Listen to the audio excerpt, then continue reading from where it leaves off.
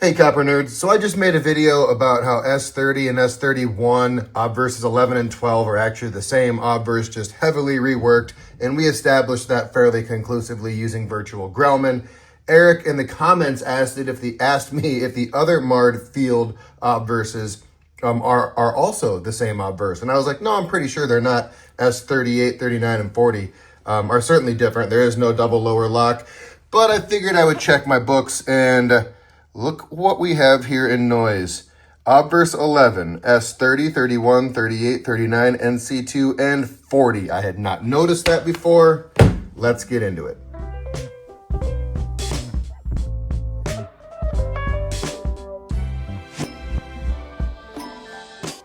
So I'm going to use virtual Grellman here. I did ask Tom if he would put together a Mard field filter for us, so I'd imagine we'll be seeing that soon. But we're now studying obverse 11 and 12 as last time. And then I got to delete a few here so that we can easily scroll. 36, 37, here we are. Okay. So what we're going to look at now is compare 31 to 38. Let's see what we see. Let's start with some easy stuff. Let's just look at our spacing. Man, okay, so we've got Liberty certainly looks closer to the dentals, which means they've probably been re-engraved if they are the same. Let's look at dental spacing over the Y. So we have the horizontal stands at the top of the Y. This one's fairly directly centered. That remains fairly centered. The shape of the letters at the bottom have been filled in. What's our spacing like here? Yeah, I mean, that lines up. Let's look at T. They sort of, the vertical stand is split there. Yeah, that looks about right if they extended those dentals. One just slightly left of the vertical of I. Yeah, that's funny. It looks like this one was probably shot through a slab. Hate slabs. That's definitely, yeah, you can see the edge of the slab and the scuffs on the slab. Wonderful. Okay, let's look at our MAR. Yeah, we have a little second one forming there, the first one there. There they are. Let's look at some, well, actually, I want to look right here. How'd they make this all work out? So big, heavy, lower lock.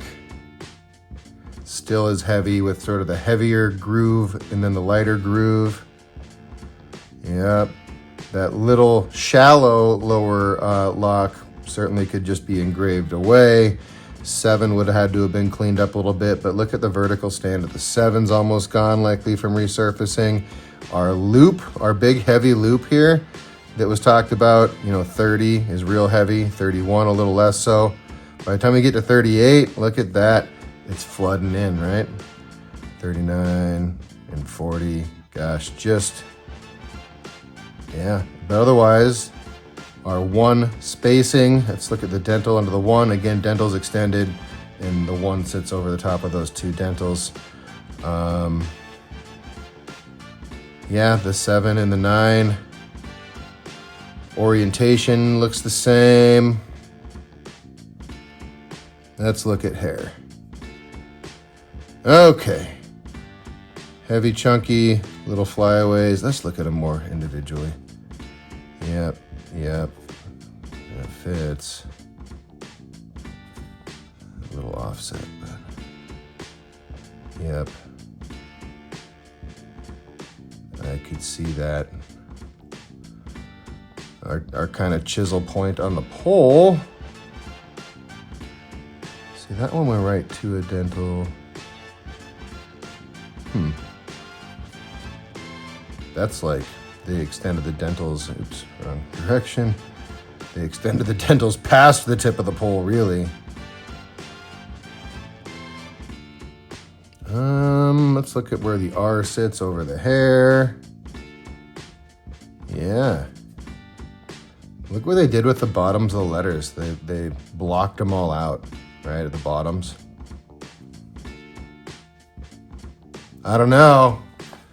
Again, I think I'm convinced. Are you? Hit me up in the comments. This is a wild adventure, everybody. Hit me in the comments. I'll catch you on the next one. And if you're aware of any other things we should be investigating, it now looks like, I guess, another thing that this would mean is that most commonly we considered reverse die X to be the most heavily used of all of the 1794 dies. Reverse X had 6 different die pairings. Well, it looks like we might be at the same number of die pairings here as well, because we have 5 collectibles and 1 NC. So it looks like Obverse 11 got just as much mileage as Reverse Die X. That's wild. I want to see if Chuck noted anything. Let's see. Let's go to 30 on page 66.